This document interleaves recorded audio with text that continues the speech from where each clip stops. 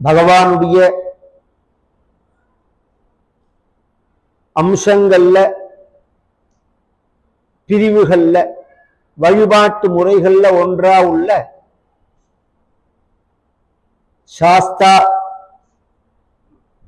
ஐயனார், ஐயப்பன், இப்படி பல வகையில போற்றக்கூடியதான நம்ம ஐயப்பன் கோவில்ல திருச்சியில கார்த்திகை மாசத்துல இன்று முதல் 10 நாட்கள் சனாதன தர்மத்துல வைதீகமான நமது ஹிந்து மதத்துல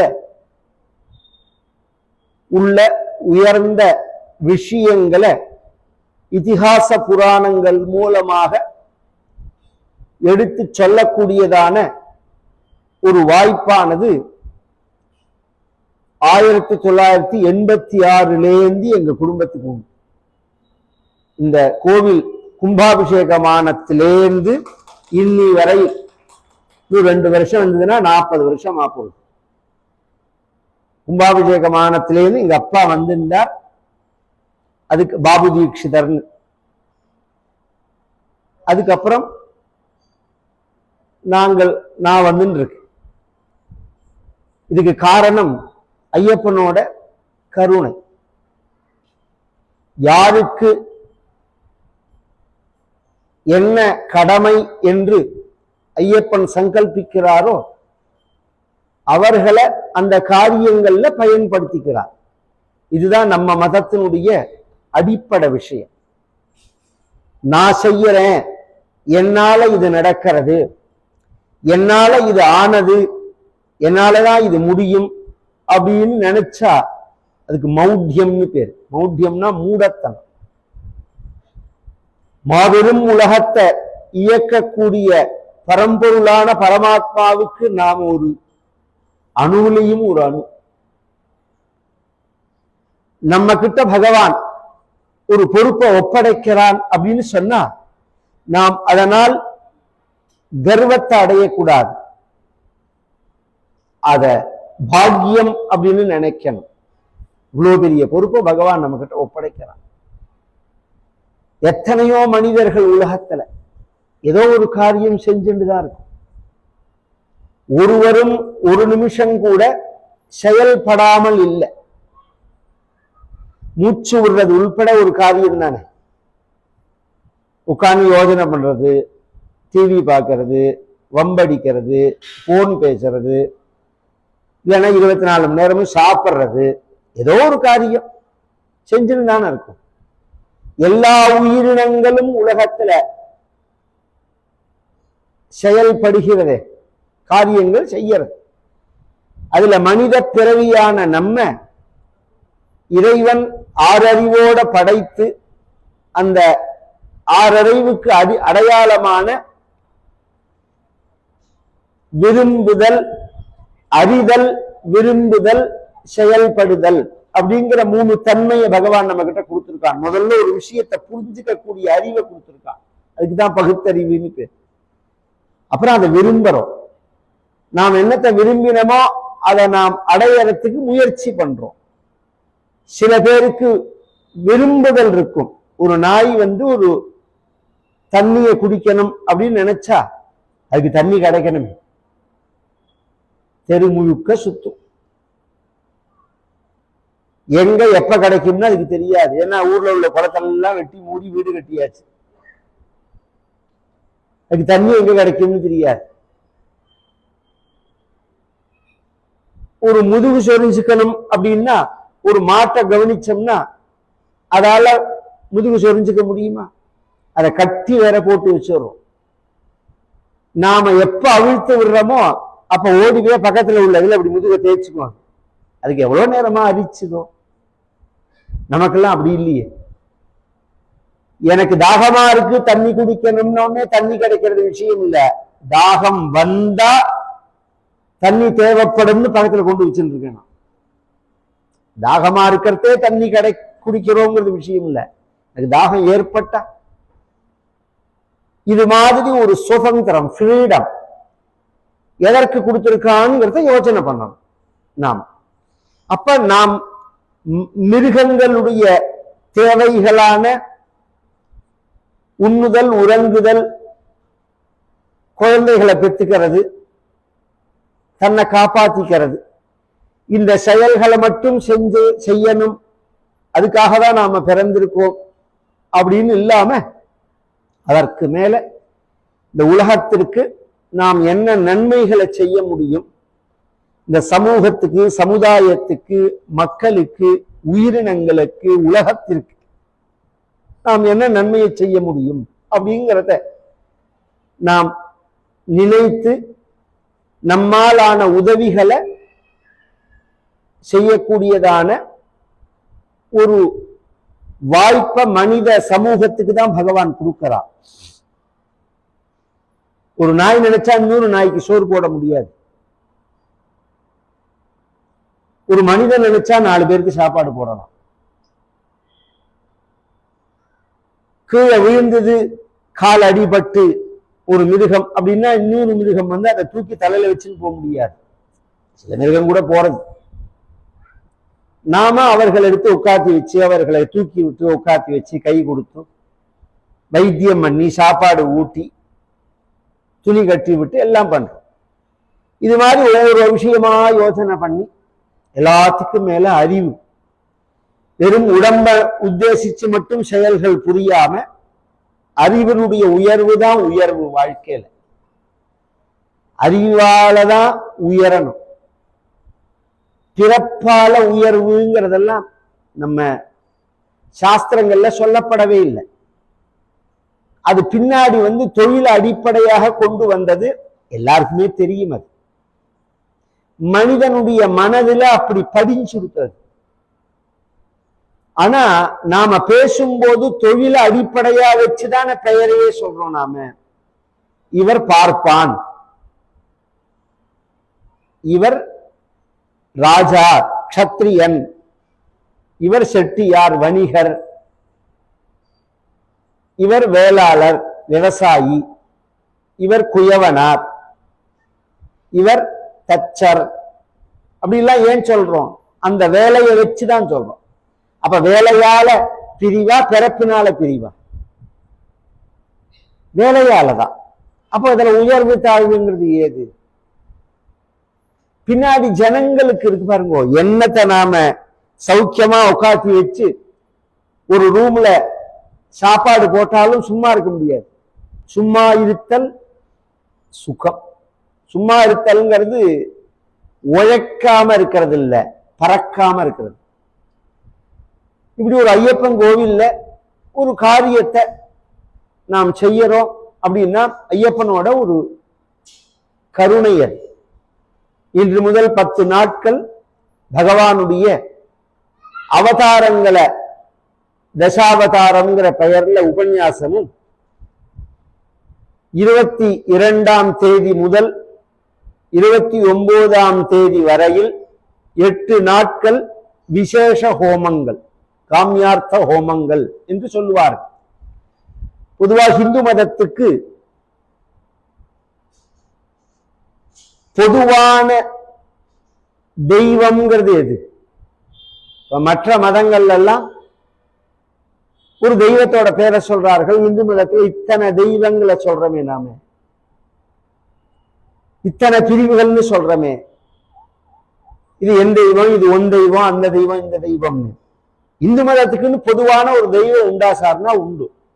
அது எதுன்னா அக்னி. அக்னிமுகாவை சர்வா தேவதா ஆஹா அப்படின்னு சாஸ்திரம். அதனாலதான் யார் வீடா இருந்தாலும் ஒரு விளக்கு ஏத்தணும்.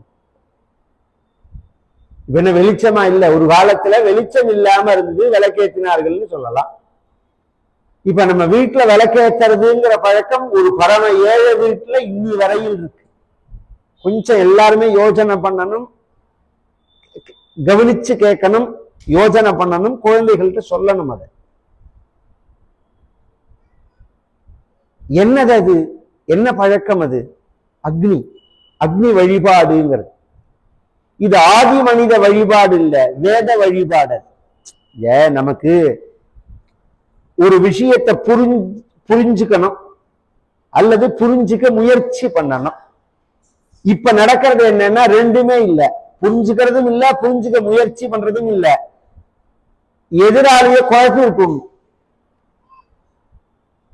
நாம புரிஞ்சுக்கிறோமோ இல்லையோ மக்களை குழப்பி விட்டுணும்.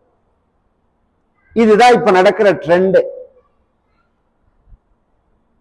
ஆதி மனிதன் அக்னியை வழிபட்டான் அப்படிலாம் கிடையாது. நம் முன்னோர்கள் அறிவாளிகள், ஆதியிலேருந்து அறிவாளிகள் நம் முன்னோர்கள்லாம். அக்னிய வழிபாடுங்கிறது எதற்காகன்னா, உலகத்துல ரெண்டு வகையான ரூபத்துல உலகம் இருக்கு. பிரத்யக்ஷம் பரோட்சம்னு சொல்லுவோம் சாஸ்திரத்துல. நம்ம சாஸ்திரத்தை தான் வெஸ்டர்ன் கல்ச்சர்ல எனர்ஜி மேட்டர்ங்கிறது. பிரத்யக்ஷம் அப்படிங்கிறது மேட்டர், பரோட்சம்னா எனர்ஜின்னு அர்த்தம். கண்ணுக்கு புரியுற மாதிரி சொல்றேன். கண்ணுக்கு தெரியறது, கண்ணுக்கு தெரியாதது, ரெண்டு வகையா அந்த உலகம் இருக்கு. கண்ணுக்கு தெரியறதெல்லாம் பொருள்னு சொல்லிடுவோம், கண்ணுக்கு தெரியாததெல்லாம் சக்தின்னு சொல்லுவோம், எனர்ஜின்னு.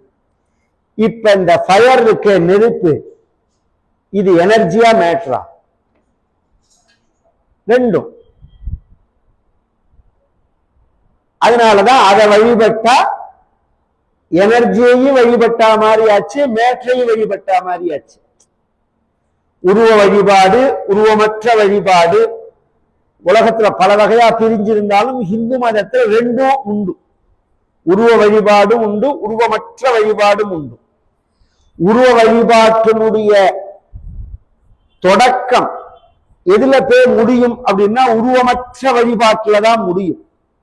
நீக்கமர நிறைந்திருக்கும் பரம்பொருளே, தமிழ்ல சொல்லியிருக்கமோ, எங்கும் நிறைந்திருக்கும் இறைவன் அப்படின்னு சொல்றமோ.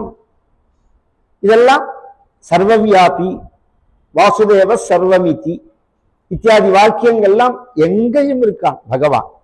பிரகலாதனை கூப்பிட்டு எங்க இருக்கான் அப்படின்னு கேட்ட உடனே பிரகலாதன் அப்படியே தகச்சு போறான். நம்மள கேட்டா இது ஐயப்பன் கோவில்ல இருக்கார், இல்ல உச்சிப்பிள்ளையார் கோவில்ல இருக்கார், இல்ல ஸ்ரீரங்கத்துல பெருமாளா இருக்கார், அல்லது திருவானை கோவில்ல சிவனா இருக்கார் அப்படின்னு சொல்லுவோம். பிரகலாதன் அப்படி சொல்லல, எங்க இருக்கார் அப்படின்னா எங்கும் இருக்கார். அவன் சொன்ன பதில் அதுதான். இல்லாத இடம்னு ஒண்ணு இருந்தால் அல்லவோ அப்பா இருக்கிற இடத்த சொல்றதுன்னா பிரகலாதன். பகவான் இல்லாத இடம்னு ஒண்ணு இருந்தா தானே இருக்கிற இடத்த சொல்ல முடியும். அப்ப எல்லா இடத்துலயும் பகவான் இருக்கான் அப்படின்னா அப்புறம் தான் அவன் கேட்கிறான், இந்த தூண்ல ஏன் இல்லைன்னு கேட்டா இருக்கான் நான் பிரகலாதன் அப்படின்னு கதை மேல நரசிம்மாவதாரத்தின் போது அது வருமது. அப்ப உருவ வழிபாடு, உருவமற்ற வழிபாடு அப்படிங்கிற ரெண்டையும் சேர்ந்து செய்யணும்னா அக்னி வழிபாடு தான் அதுக்கு முதலா உள்ளது. அதனாலதான் இன்னைக்கு சிவன் கோவிலா இருந்தாலும் பெருமாள் கோவிலா இருந்தாலும் சைவம்னு சொல்றோம், வைணவம்னு சொல்றோம், சாக்தம்னு அம்பால வழிபடுறவர்கள் உண்டு, கானபத்தியம்னு கணபதிய பிள்ளையார வழிபடுறவர்கள் உண்டு, கௌமாரம் அப்படின்னு சொல்லிட்டு முருகனை வழிபடுறவர்கள் உண்டு, சௌரம் அப்படின்னு சொல்லிட்டு சூரியனை வழிபடுறவர்கள் உண்டு. சைவம், வைணவம், சாக்தம், கானபத்தியம், கௌமாரம், சௌரம் அப்படின்னு 6 வகையா வழிபாடு அப்படின்னு சாஸ்திரங்கள் சொல்றது. இதெல்லாம் சைவத்துக்குள்ள வரும். ஐயப்பன் சைவத்திலையும் வரும், வைணவத்திலையும் வரும். இந்த வழிபாட்டு முறையில உள்ளவர்களை பார்த்தோம்னா விபூதி இட்டுப்பார்கள், நாமம் போட்டுப்பார்கள், கோபி சந்தனம் இட்டுப்பார்கள், அப்புறம் கருப்பு போட்டு விட்டுப்பார்கள், அந்த நாமத்தையே இப்படி போட்டுப்பார்கள், 3 இதுவா போட்டுப்பார்கள், இப்படி வளைச்சு போட்டுப்பார்கள், கீழே இறக்கி போட்டுப்பார்கள், ஒத்தகோடா போட்டுப்பார்கள், கோபி சந்தனத்தை இப்படி இட்டுப்பார்கள். விபூதியை 3ஆ இட்டுக்கிறவங்களும் உண்டு, பட்டையா இட்டுக்கிறவங்களும் உண்டு. என்ன வேணாலும் நீங்க பண்ணுங்க, நீங்க எத்தனை கோவில் வேணாலும் சொல்லுங்க. அந்த கோவில்ல கும்பாபிஷேகம்னா ஹோமகுண்டம் ஒண்ணுதானே, ஒரே ஹோமகுண்டம் தானே, ஹோமகுண்டம் தானே, ஹோமம் பண்ணி தானே பூஜை பண்றோம். அங்க ஏதாவது ஹோமகுண்டத்துக்கு உருவத்தை கல்பிக்கிறோமோ நாம. பெருமாள் கோவிலா இருந்தாலும் கும்பாபிஷேகம் ஹோமம் தான், சிவன் கோவிலா இருந்தாலும் கும்பாபிஷேகம் ஹோமம் தான். அப்ப அக்னி வழிபாடுங்கிறது அவ்வளவு முக்கியமானது. அக்னிமுகாவை சர்வா தேவதாகா அப்படின்னு. இதுதான் விளக்கு ஏத்தறத்திலேருந்து ஆரம்பிச்சு நம்ம வீட்டுல காமிக்கிறது. விளக்கு ஏத்துறது, அப்புறம் பூஜை பண்ற, ஹோமம் பண்றது, கற்பூரம் பண்றது. சனாதன மதம் அப்படின்னு சொல்லக்கூடியதான நம்ம வைதீக மதம், இந்த வேத மதத்துக்கு இப்பேற்பட்ட பெருமைகள் இருக்கு. இதுல உள்ள தர்மங்களை ரட்சிப்பதற்காக பகவான் வந்ததுக்கு அவதாரம்னு பேர். உலகத்தை காப்பதற்கு அப்படின்னு நாம சொல்றோம், வாஸ்தவம் தான். சாதாரண ஒரு ஜீவராசிகளால உலகத்துக்கு ஆபத்துங்கிறது கிடையாது. எக்ஸ்ட்ரீம் லெவல்ல எப்ப போறானோ நல்லதை செய்யறவன தேவனும் கெடுதலை செய்யறவன அசுரனும் நாம சொல்றோம். நம்ம சாஸ்திரங்கள் அப்படிதான் சொல்றது. இப்ப நாளுக்கு நாள் சயின்ஸோட ஒரு வளர்ச்சியை பார்க்கறதே தெரியறது. ஒரு சாதாரண மக்களுக்கு கூட நாம நல்லது பண்ணணும் அப்படின்னு நினைச்சு தன் பண்ணினான்னா அவன் தேவன். ஒண்ணும் அறியாத அப்பாவிகளுக்கு கூட ஒரு கெடுதல் பண்ணணும்னு நினைச்சான்னா அவனை எப்படி சொல்ல முடியும்? எத்தனை வகையான ஆபத்துகள் இன்னைக்கு எத்தனையோ உலகத்தை கவனிச்சோம்னா தெரியும். நல்லது செய்கிறேன் அப்படின்னு பேர்ல உலகத்தை அழிக்கிறதுக்கு முயற்சி பண்றது.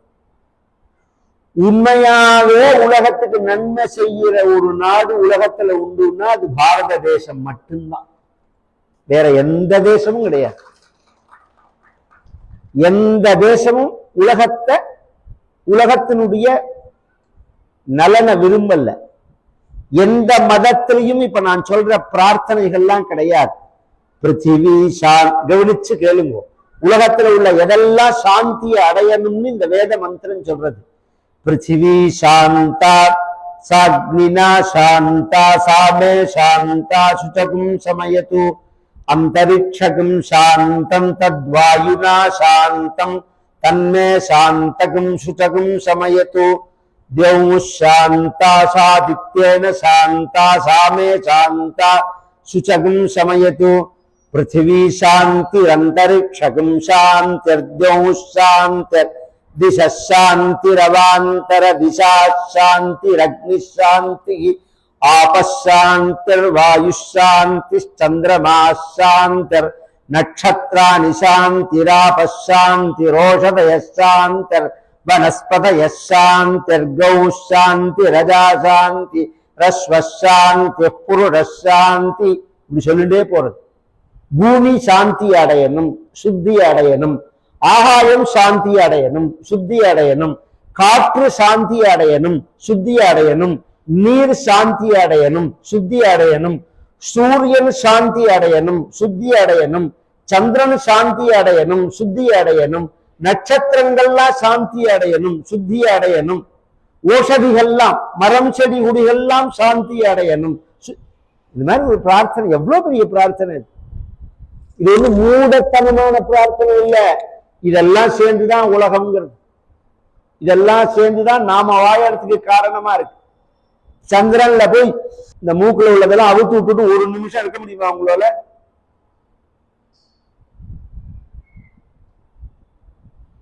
இதை தாண்டி வெளி உலகத்துல போய் ஒரு நிமிஷம் இருக்க முடியுமா நம்மளால? இருக்க முடியாது. அப்படிங்கிறோம், நாம நிம்மதியா இருக்கும்.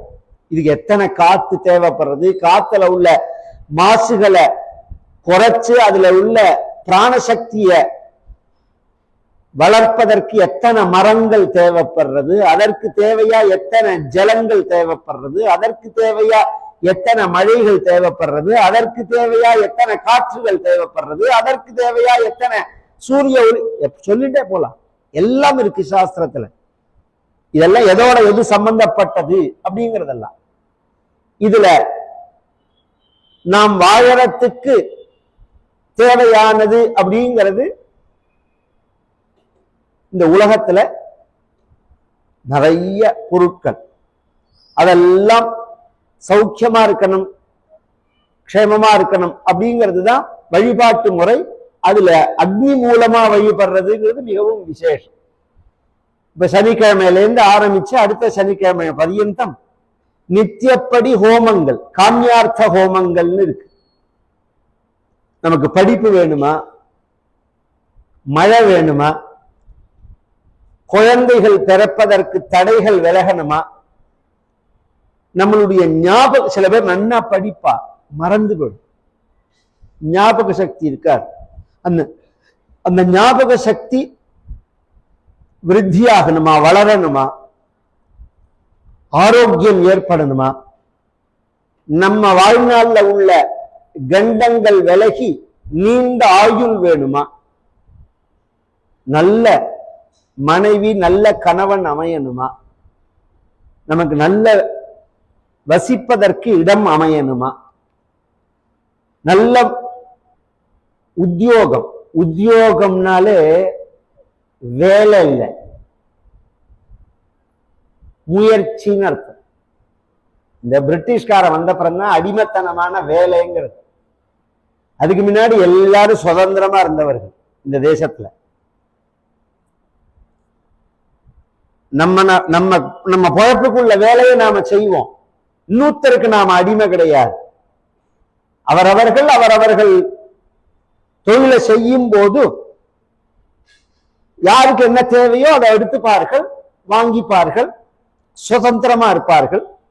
இப்ப நாம உத்தியோகம்னாலே வேலை பார்க்கறது, இன்னொருத்தர்கிட்ட போய் அடிமையா இருக்கிறது, அதுக்கு பேர் இல்ல, முயற்சின்னு அர்த்தம். இது மாதிரி என்னென்ன தேவைகள் உண்டோ அத்தனையும் கொடுக்கக்கூடியதான மந்திரங்களால இங்க ஹோமங்கள் நடக்க போறது.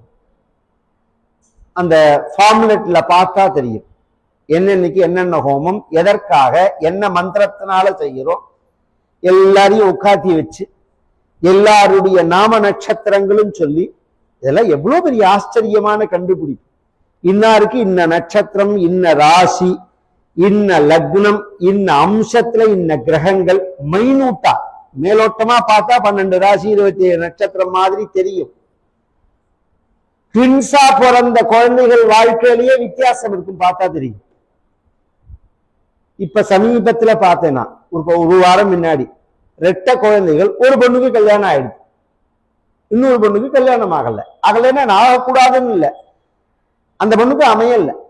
2 பேரும் பிறந்தது அரை நிமிஷம் வித்தியாசத்துலதான். கொஞ்சம் யோசனை பண்ணுங்க. அப்ப வாழ்க்கை எவ்வளவு பெரிய ஒரு மாயமான விஷயம்.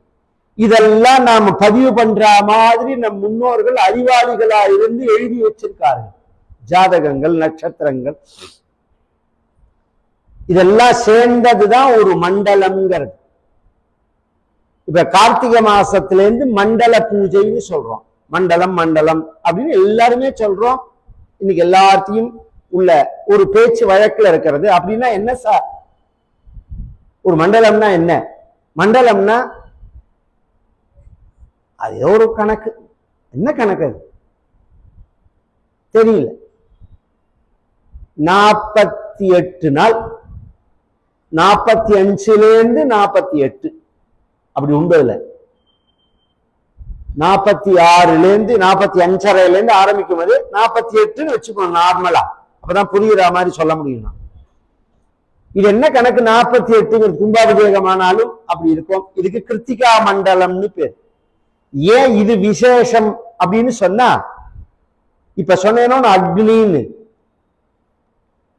அக்னி அப்படிங்கிறது இந்த நட்சத்திரங்கள்ல எந்த நட்சத்திரத்துக்கு என்ன தெய்வம்னு வேதம் சொல்லும் போது கிருத்திகா நட்சத்திரம் அக்னிர் தேவதா அப்படிங்கிறது. கிருத்திகா நட்சத்திரத்துக்கு எது தேவதைன்னா அக்னி தான் தேவதை. கார்த்திகைக்கு தெய்வம் எதுன்னா அக்னி தான். அதனாலதான் கார்த்திகை மாசத்துல மட்டும் தீபம்ங்கிறது, தீப ஜோதியா எல்லா இடத்துலயும். பெருமாள் கோவிலையும் சொக்கபான கொளுத்தி விடுவோம், சிவன் கோவிலையும் சொக்கபான கொளுத்தி விடுவோம். பெருசா நெருப்பு. கிருத்திகா நட்சத்திரத்துக்கு தெய்வம் அக்னி. இதுக்கு கார்த்திகை மாசம்னு பேரு. இந்த மாசத்துல இருந்து ஆரம்பிச்சு 48 நாள் ஒரு மண்டலம்ங்கிறது. கார்த்திகை 1ஆம் தேதியிலேருந்து அந்த 48 நாள் கணக்கு எப்படி வர்றது அப்படின்னா 27 நட்சத்திரங்கள், 12 ராசிகள், 9 கிரகங்கள். எவ்வளவு வருது கூட்டினா? 48. இதுலயே நான் 46ன்னு சொன்னேன்னா ராகுவும் கேதுவும் சாயா கிரகம். அதை கணக்குல சேர்க்கவும் சேர்க்கலாம், சேர்க்காமையும் இருக்கலாம். கணக்குல சேர்க்காம வச்சுக்கிறது தான் வார கணக்கு நம்மளோடது. ஒரு வாரம் சொல்றோம் பார்த்தீங்களா, 7 நாள், ஞாயிறு, திங்கள், செவ்வாய், புதன், எல்லாம் கிரகங்களை அனுசரிச்சுதான் அது. அதுல ராகுவும் கேதுவும் வரதில்லை. ஒவ்வொரு நாளைக்கும் ஒவ்வொரு நட்சத்திரங்கள் வருது. இந்த நட்சத்திரமும் இன்ன கிழமையும் சேர்ந்தா இன்ன யோகம் அப்படின்னு இருக்கு. அமிர்த யோகமா, சித்த யோகமா, பெரிய சமுத்திரம் இது, பெரிய சமுத்திரம். அதெல்லாம் விட்டுட்டு எவனோ சொன்னா, பொழுது போகாத எவனோ சொன்னாங்கிறத கேட்டு இதெல்லாம் மூடத்தனம்னு சொல்றோம். இவருங்கோ ஒரு விஷயத்தை இல்லைன்னு சொல்றதுக்கு மூளையே வேண்டாம், அறிவே வேண்டாம். இருக்குன்னு சொல்றதுக்கு தான் அறிவு வேணும். உன்னை இல்ல, இல்லவே இல்லை, இதுக்கு என்னதுக்கு அறிவு? இருக்கு காமி, அதுக்குதான் அறிவு வேணும். நம்ம ஹிந்து மதம் இருக்குன்னு உலகத்துக்கு காண்பிச்ச மதம். எத்தனையோ சாஸ்திரங்கள், வழிபாட்டு முறைகளால் அது என்னங்கிறத நாம் தெரிஞ்சுக்கணும்னு முயற்சி பண்ணணும். நாம ஒண்ணுமே பண்ணாம இல்லைன்னு சொன்னா இல்லைன்னு ஆயிடுமா? நாம முயற்சி பண்ணி தான் தெரிஞ்சுக்க முடியும். அனுபவம் தானே இது. ஏன்னா கண்ணுக்கு தெரியாது, கண்ணுக்கு தெரியுதுன்னு சொல்லிட்டேன். இதுல தர்மத்தை ரட்சிப்பதற்காக இப்ப ஹோமங்கள்லாம் நடக்கிறதுன்னு இதுல இருந்து 10 நாளைக்கு ராத்திரி தினசரி இது மாதிரி நிகழ்ச்சிகள் உண்டு. இந்த தர்மங்களை ரட்சிப்பதற்காக பகவான் அவதாரம் பண்ணினான் அப்படின்னு நம்ம புராணங்கள் சொல்றது. இந்த அவதாரம்ங்கிற வார்த்தை எல்லாருக்குமே தெரிஞ்சிருக்கும். ஏன்னா நாஸ்திகவாதி உள்பட பேசும்போது இந்த வார்த்தையை மாத்தி பேச முடியாது, அவதாரம்னு தான் சொல்லி ஆகணும். தமிழ் உயர்ந்த மொழி, அது ஒன்றும் மாற்று கருத்தே கிடையாது. தமிழே எங்க மொழி தான். தமிழும் சமஸ்கிருதமும் வேறேன்னு நீங்க சொல்றீங்களோ, நாங்க அப்படியே சொல்ல மாட்டோம்.